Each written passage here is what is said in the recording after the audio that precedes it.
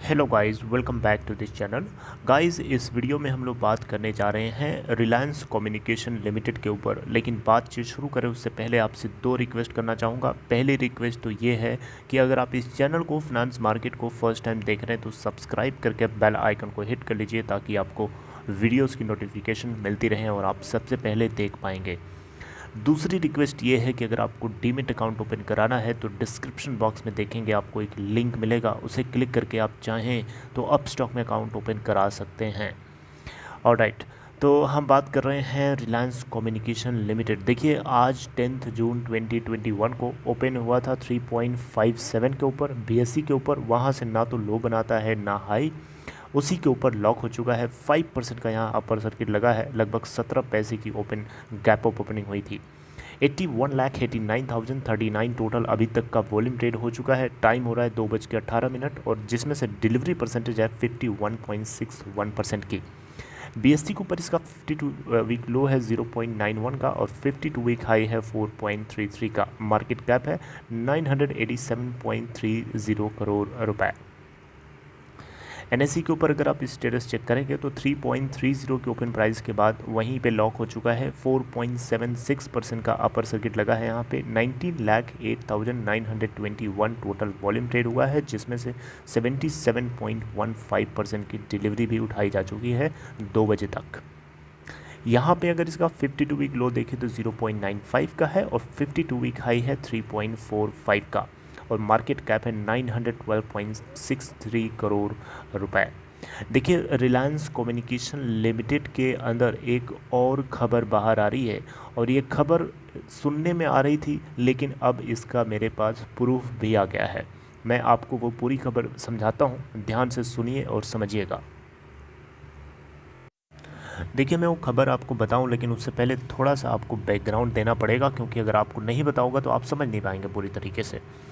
देखिए, क्या है कि आपको मैंने बताया था कि रिलायंस कम्युनिकेशन लिमिटेड और उसकी दो यूनिट्स हैं जिनके नाम है रिलायंस इंफ्राटेल लिमिटेड और रिलायंस टेलीकॉम लिमिटेड। ये दोनों यूनिट्स लिस्टेड नहीं हैं, राइट।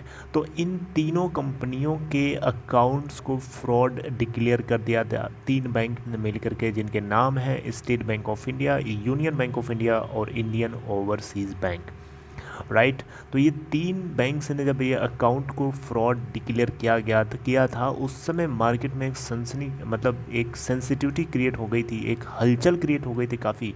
और लोग इस बात से स्पेशली जो बैंक्स हैं, जो लेंडर्स हैं इस कंपनी के और इसकी यूनिट्स के, वो सभी के सभी बहुत बुरी तरीके से डर गए थे कि अब क्या होगा, राइट। यानी फंड की साइफनिंग हुई है बहुत भयंकर तरीके से। लेकिन इन बातों को, अच्छा, ये चीज़ जो है, ये फ्रॉडुलेंट की एक्टिविटी का एलिगेशन जो है इन 3 बैंकों ने उस समय लगाया था जिस समय के बाद नेशनल कंपनी लॉ ट्रिब्यूनल ने रिलायंस इंफ्राटेल लिमिटेड को एक्वायर करने के लिए रिलायंस जियो को परमिशन दे दिया था। यानी रिलायंस जियो को अप्रूवल मिल गया था एनसीएलटी से। उसके बाद ये फ्रॉडुलेंट का एलिगेशन आता है, जिसके बाद कहीं ना कहीं जियो के लिए एक सरदर्दी बन गई थी इस बात को लेके कि जिस कंपनी के एसेट्स को ये एक्वायर करने जा रहा है अपने कंपनी के फ़ायदे के लिए, उस कंपनी के अकाउंट्स को फ्रॉड डिक्लेयर करके रिलायंस जियो की रेपुटेशन का भी सवाल है। इसलिए यहाँ पे सुप्रीम कोर्ट से पर्सनल गारंटर्स के खिलाफ एक्शन लेने की बात आई ही क्या थी। उसके बाद रिलायंस कम्युनिकेशन के चेयरमैन अनिल अंबानी के ऊपर खतरा मंडराने लगा था। तो एक खतरे को टालने का बहाना कहिए या अपने ऊपर अपनी इमेज को बचाने का तरीका कहिए, यहाँ पे जियो ने कोशिश किया, अभी कुछ ही दिन पहले ट्राई किया था कि जो नेशनल कंपनी लॉ ट्रिब्यूनल है यहाँ पे जाकर के रिलायंस इंफ्राटेल लिमिटेड के खिलाफ के ऊपर जो एलिगेशन लगाए गए हैं फ्रॉडुलेंट एक्टिविटी का, अकाउंट्स के फ्रॉड डिक्लेयर किए जाने का, इसके खिलाफ पिटीशन फाइल कर दिया कि ये इसके खिलाफ जांच करना चाहता है। यानी तीनों कंपनियां, इवन आरकॉम, आरटीएल और रिलायंस इंफ्राटेल लिमिटेड, राइट, इन तीनों के अकाउंट्स को फ्रॉड डिक्लेयर बैंकों ने कैसे कर दिया, आप मुझे दिखाइए, मुझे जानना है। ये बात जब एनसीएलटी में पहुंची तो 10 तारीख यानी 10 जून की सुनवाई की डेट जो है अनाउंस कर दी गई और अभी तक उसके ऊपर कोई अपडेट नहीं है एनसीएलटी की तरफ से। देखते हैं कि एंड ऑफ द डे क्या प्रोसीडिंग्स होती हैं इस अपडेट के लिए और जो कुछ होगा आपको इवनिंग तक, नेक्स्ट डे मॉर्निंग या नेक्स्ट डे इवनिंग तक आपको डेफिनेटली पता चल जाएगी गाइस। उसके लिए आपको चिंता नहीं करनी है। अब आप मेरी बात को समझ गए होंगे रेफरेंस पॉइंट के लिए। अब आप समझिए कि क्या होने वाला है। तो गाइस यहाँ पे हुआ ये है कि स्टेट बैंक ऑफ इंडिया अभी इस बात के लिए दौड़ भाग लगा रहा है कि रिलायंस इंफ्राटेल लिमिटेड के लिए जो फ्रॉड का टैग लगाया था इसको मिटाया जाए, इसको हटा दिया जाए। तो एसबीआई ही नहीं बल्कि इसके साथ में जो दो और बैंक्स हैं, यूनियन बैंक ऑफ इंडिया और इंडियन ओवरसीज़ बैंक, ये तीनों के तीनों जो है इस फ्रॉडुलेंट एक्टिविटी को मिटाने के लिए दौड़ भाग कर रहे हैं। इनको इस बात का डर है कि अगर ये ऐसा नहीं करेंगे तो ऐसा भी हो सकता है कि रिलायंस जियो मना कर दे लेने। यानी रिलायंस जियो जो एक सक्सेसफुल एक्वायरर के रूप में अप्रूव किया जा चुका है अलग अलग अथॉरिटीज़ के द्वारा, रिलायंस इंफ्राटेल लिमिटेड के यूनिट्स, रिलायंस इंफ्राटेल लिमिटेड के एसेट्स को एक्वायर करने के लिए अगर ऐसा हो गया कि रिलायंस जियो ने मना कर दिया, उस केस में स्टेट बैंक ऑफ इंडिया को बहुत ज़्यादा बड़ा झटका लग सकता है। तो इस झटके से बचने के लिए एसबीआई की तरफ से ये मूव लिया गया है। और यहाँ पे इन तीनों यूनिट्स की बात करी गई है, यानी आर कॉम, आरटीएल और आर इंफ्रा, यानी रिलायंस इंफ्राटेल लिमिटेड। तीनों के अकाउंट के ऊपर जो फ्रॉडुलेंट एक्टिविटी लगाई गई है उसको हटाने के लिए ये जो है बैंक्रप्सी कोर्ट जो है दौड़ना चालू कर दिया है, राइट। तो इससे जुड़ी हुई अपडेट आगे क्या होती हैं डेफिनेटली आपको पता चल जाएगा।